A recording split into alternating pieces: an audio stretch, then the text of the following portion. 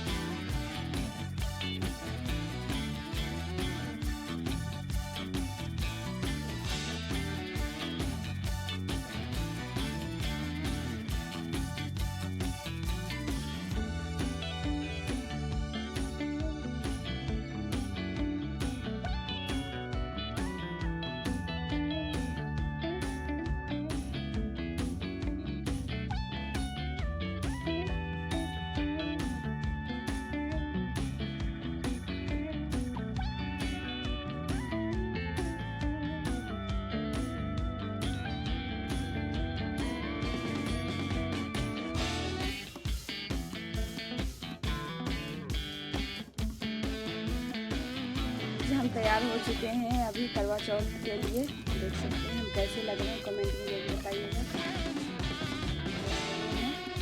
और पूजन के लिए हम सब कुछ छत पे लेके आ चुके हैं। हमारे यहाँ जो है ना कथा भी छत पे ही होता है, तो हम छत पे सब कुछ सजा लिए हैं। दिखाते हैं आपको बैक पे। हम साथ में ही सब कुछ किए हैं। दूर चलूँगी खाली। देखिए यहाँ माता रानी को, करवा माता को हम इस तरह से माला, फूल का माला, चुनरी सब डाल दिए हैं। यहाँ 2 नारियल भाभी का भी है तो इसीलिए 2 करवे, 2 कलसे सब कुछ 2-2। इधर मैं उनके लिए फल मिठाई चढ़ा के रखी हूँ। ये मम्मी के लिए वस्त्र, इधर मैं सासू माँ के लिए रखी हूँ। और मतलब अपनी सासू माँ के लिए। ये उनकी सासू माँ का है, ये मेरी सासू माँ के लिए है। और ये है छलनी वगैरह। प्लेट को सजा लिए हैं हम। अभी पूजा स्टार्ट होने वाला है। कथा अभी दिया नहीं जलाए हैं। दिया अगरबत्ती जलाएंगे फिर कथा स्टार्ट होगा। यहाँ पे मैं दिया भी जला ली हूँ। अब मेरा कथा स्टार्ट होगा। तो यहाँ पे गाइस कथा स्टार्ट हो चुका है। कथा भाभी पढ़ रही है, हम सुन रहे हैं। फिर इसके बाद हम भी पढ़ेंगे।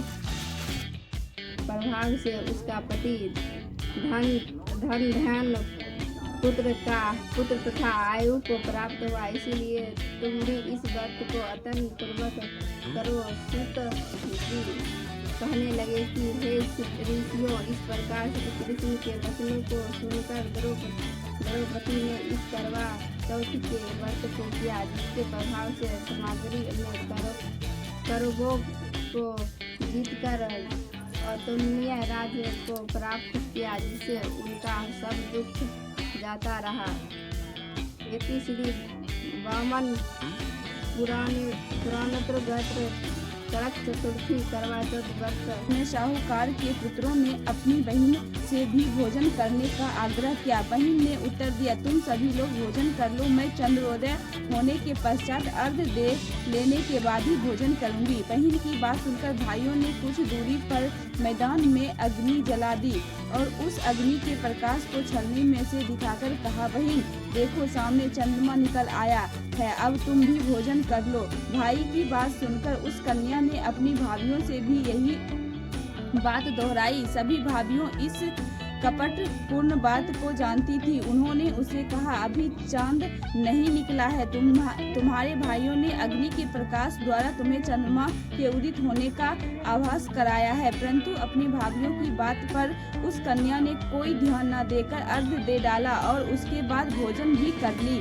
उसके बाद इस कृत्य से गणपति भगवान अत्यधिक रुष्ट हो गए। कथा खत्म होने के बाद यहाँ पे हम आ गए हैं करवा फेरने के लिए। करवा को फेर लेते हैं, इधर से इधर 7 बार करवा फेरे जाते हैं।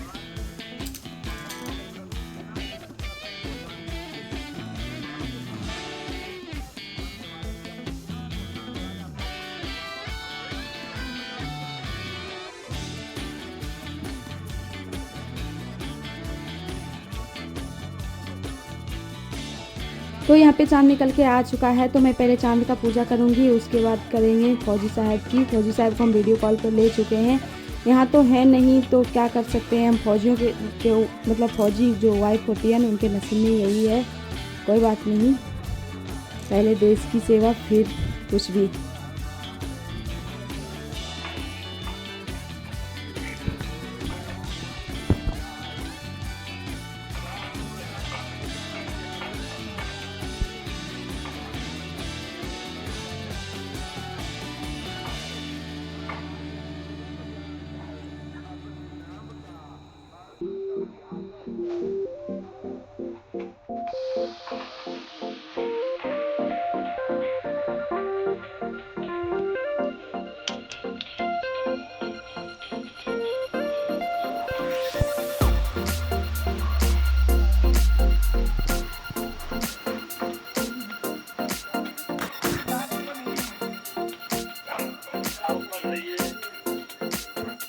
पूजा संपन्न हो चुका है और मैं आ चुकी हूँ चेंज करने के लिए। गर्मी बहुत ज़्यादा लग रहा है।